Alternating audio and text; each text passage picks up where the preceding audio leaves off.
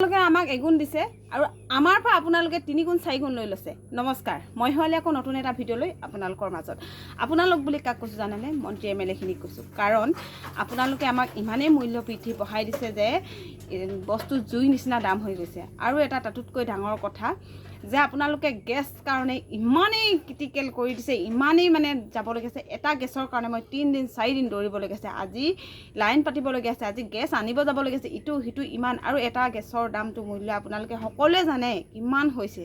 2 number কথা, স্কুটিখন লৈ নগ'লেও নহয় আৰু ইমানেই পেট্ৰলৰ দাম বঢ়াই দিছে। আমাক আপোনালোকে অৰুণোদয় কৃষকৰ পইচা আৰু 25,000 লোক দেখাব নালাগে। আপোনালোকে আমাক মূল্য বৃদ্ধি কমাই দিয়ক। মিঠাতেলৰ দাম আপোনালোকে কিমান লৈছে জানেনে? এটা মিঠাতেলৰ দাম 200 টকা, কিছুমানত এটা মিঠাতেলৰ দাম 180 টকা ইমানলৈকে লৈছে।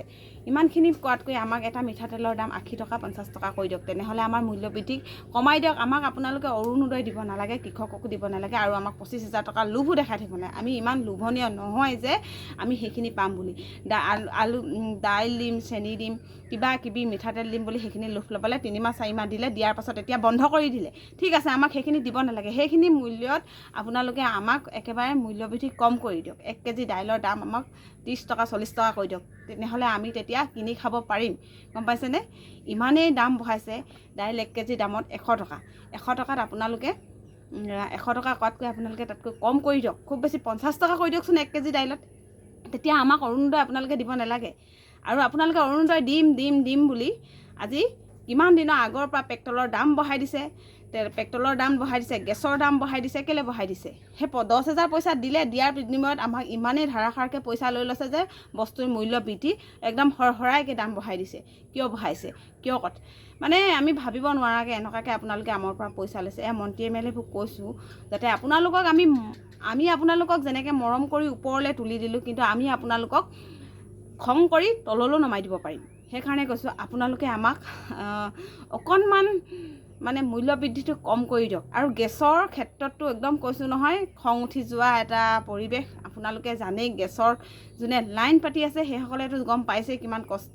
আমিতো গাঁৱৰ মানুহ খৰি এডোখৰ ভাঙি আনি জুইকুৰা জ্বলাই পিনে মানে সিজাই খাব পাৰিছোঁ, কিন্তু টাউনৰ মানুহখিনিয়ে হয়তো বহুতে খাব পৰা নাই। আজি গেছ শেষ হৈছে, পটাপট গেছ আনিব যাব নোৱাৰিছে, আৰু 3 দিন 4 দিন লাগিছে গেছ আনিবৰ কাৰণে। আপোনালোকে এনেকুৱা কষ্ট দিছে আমাক, জনসাধাৰণক বহুত কষ্ট দিছে।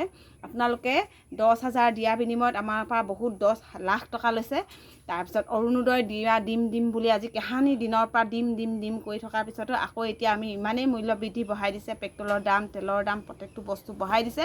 এটাই কথা আপোনালোকক এটাই অনুৰোধ জনাইছোঁ মন্ত্ৰী MLA খিনিক, আপোনালোকে যাতে আমাক মূল্য বৃদ্ধি কম কৰি দিয়ক। আপোনালোকে আমাক অৰুণোদয়, কৃষকৰ পইচা, আমাক এইবোৰ নানা ধৰণৰ কিবা কিবি আঁচনি উলিয়াই আমাক মন মুহিব নালাগে। কাৰণ আমাক মূল্য বৃদ্ধি মাত্ৰ কমাই দিয়ক।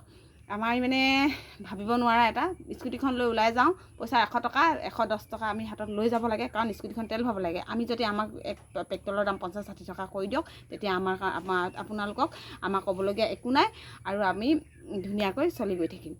আৰু ইমানে ক'লোঁ, আজিলৈ বাই বাই। আৰু যদি ভাল লাগিলে ভিডিঅ'টো প্লিজ আপোনালোকে শ্বেয়াৰ কৰি দিব।